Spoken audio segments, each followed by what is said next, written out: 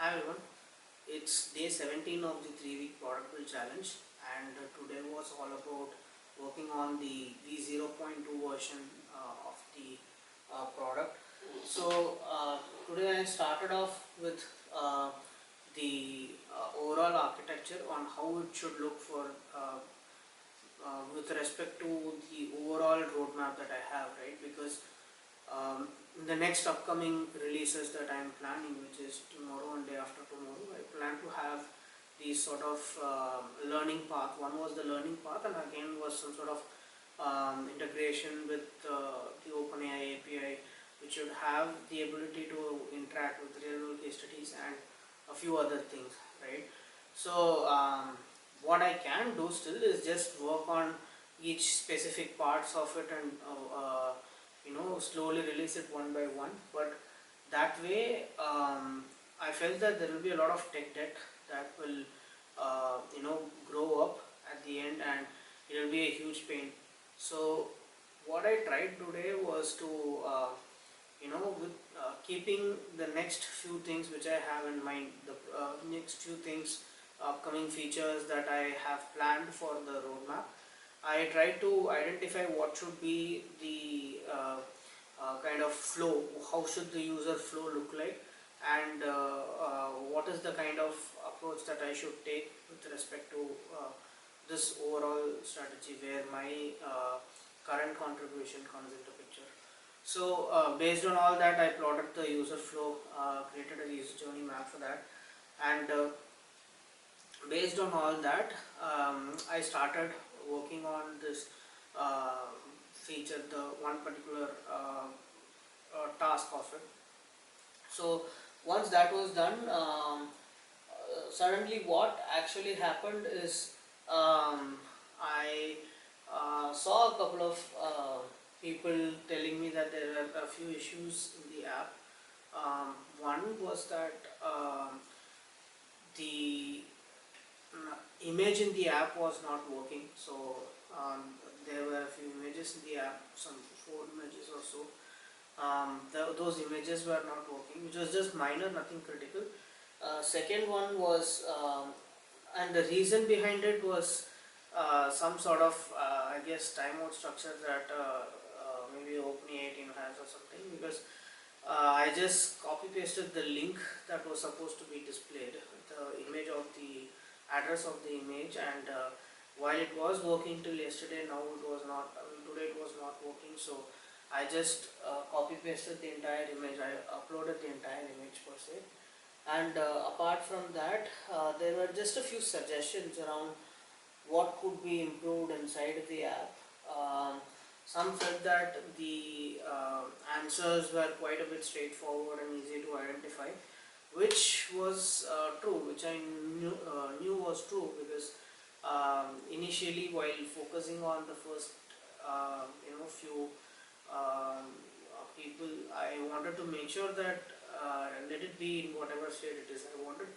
I actually wanted to have kind of change it all a bit and make sure that it's perfect, but I knew that it will come over time, so I just wanted to start off somewhere. So for start it was good, but I had to do a few things. And the last thing, the last issue that I came ahead with was the main issue, which was the limit that the Glide has, app team development has set. I think only 10 people can operate Glide or register as users at a time, public users at a time, which meant the moment the 10th person had registered, after that no one were able to register, and many hadn't. I don't know how many actually tried, but two of them had reached out to me saying that they were not able to register, and when I checked, I was able to identify that the issue was because of the fact that only 10 people were able to register. So then I was thinking what to do, because the next tier was when I can have 100 app users, wherein I had to pay around 2000 bucks or something, and then the next one was 5000 bucks, wherein I will get around 500 users that can use my app. So but those were costly. So I wanted to identify a way which was which in which both of us were happy at this point in time.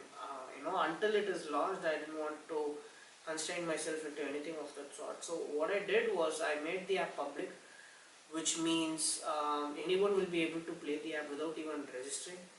But there also comes a problem because of that, which is your progress will not be completely saved. Yes, it will be temporarily saved, but if you try to refresh it after maybe 2 or 3 hours, if the page loads again, it might not work. I initially tried having, there was an option in the web browser by itself to install it as an app and keep working on it, but even that failed. That also didn't work out. So at the end, I planned to make it public, and I did, and people are actually also playing right now. So yeah, so that's that. And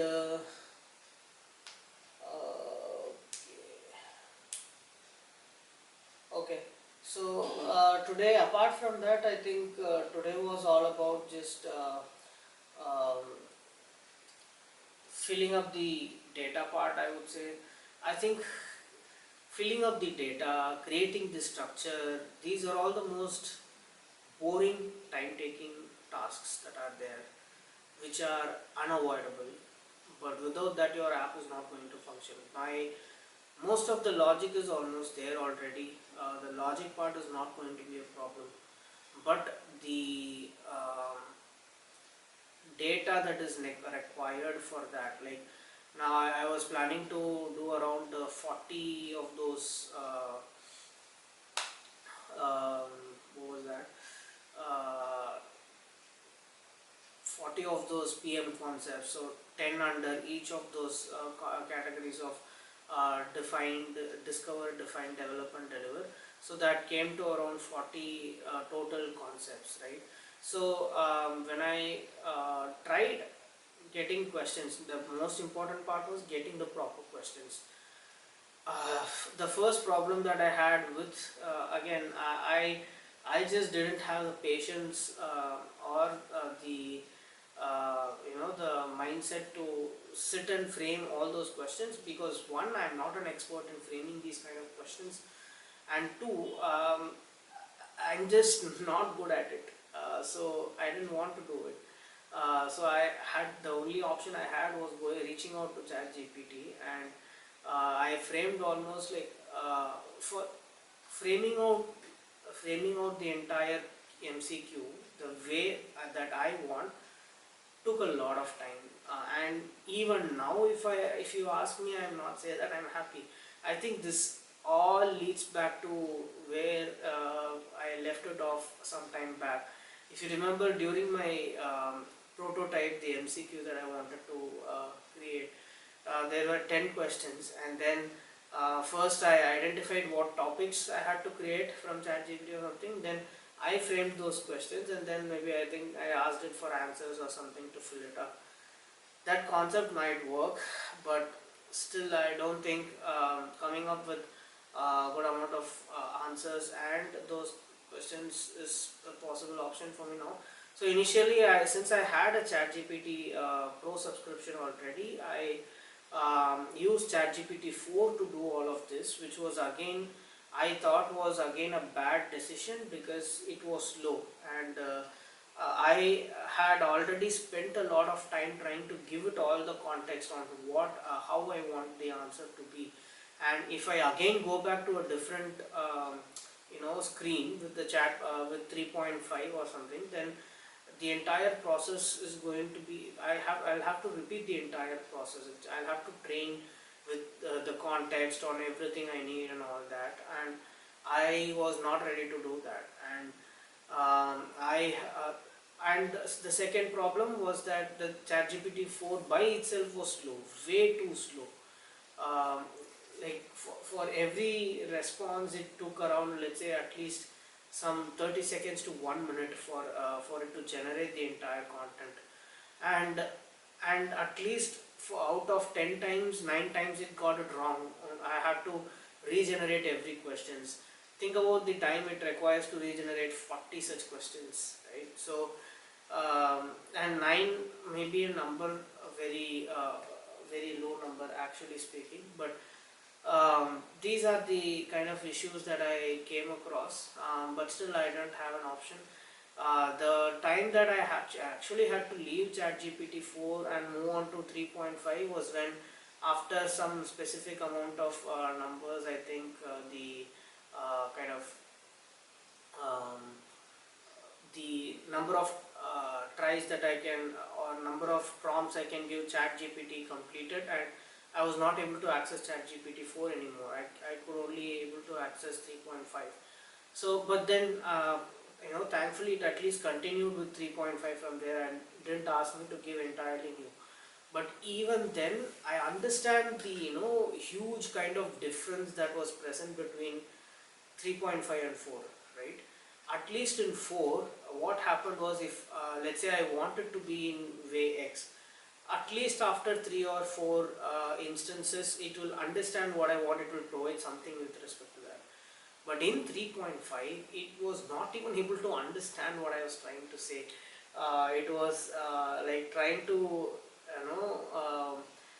I just vividly remember this one ad wherein a dad asks his son or daughter to help him spread the I don't know, peanut butter in a piece of bread, and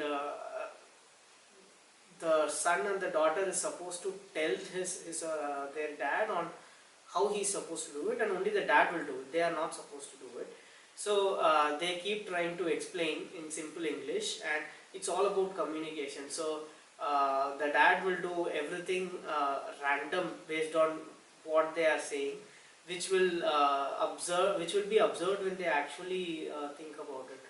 So maybe it was all about communication, I'm not sure, but I had my time with it. It was fast, it was way too fast, which was a good thing, but I spent a lot of time, at least 3 hours to 3 to 4 hours trying to play with 3.5, and at one point I got fed up with it and I was like, okay, even if I have to start fresh from 4, I'll better go with 4. So I managed to complete only 50% of it, only the first 2 hours. And now I'm thinking, maybe instead of having 10 concepts per topic, I should have maybe gone with 5 concepts per topic. It would have maybe made a bit more sense. But now that it's there here, I have a lot more things in place, but now I have a better structure. No, when I say better structure, every day it's a bit different, right? Because today it's more like in every screen what I want to have, the exact, you can say it's a kind of more like a wireframe, right? So if you see here, I know that okay, initially it should be this screen where I have about discover and a basic idea about the discover and what are the concepts under that, maybe a scroll through, a horizontal scroll through for that, and then take a quiz. So that should be the order of the major topic. And then if you click on the user, if you click on that concept, under each concept, then I would list, okay, what is the basic detail about that particular concept. And then if you want to learn more, you will have an option, learn more, and then you can either take a quiz about that particular topic, or you can see some real life case studies covering that particular topic, or you can clarify your doubt, some doubt that you have with ChatGPT on that particular topic. Alright, so whether it is clarifying your doubt or anything with respect to asking something to ChatGPT. So these all should be there in one particular screen. Now in that again, next thing was, if I click on learn more about that particular concept, then I should have multiple things. So one is about that particular user research in detail, and maybe I will have a clear structure. One is, what are the typical do's and don'ts, what are the typical frameworks, what are the typical tools that are used in this phase.